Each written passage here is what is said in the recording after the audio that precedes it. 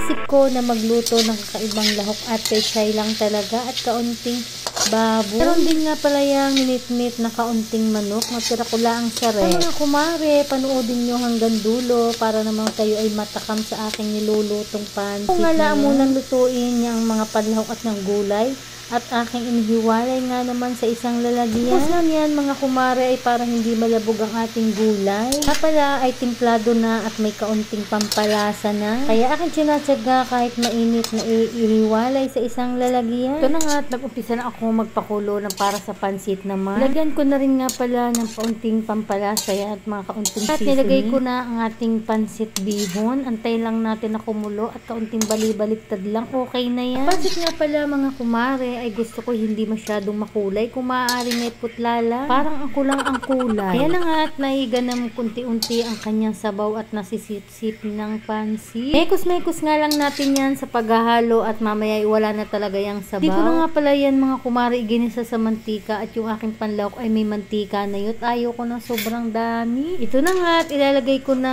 ang aking mga panlahok na talagang napakasarap. Haluin lang natin para lumasa yung pampalasan yan para sa kanyang pansit. Kita nyo naman ay kitsura pa lang ay nakakatakam talaga.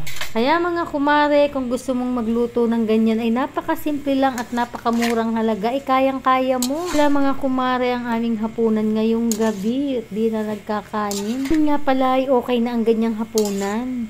Sold na ika nga. Siguro ay mas masarap pa yung mas maraming lahok at talaga namang napakasarap. Yun ba masabi mo na pansit na may lahok? Naman ay lahok na may pansit. Luto na. Salamat sa pagsama. Bukas ulit.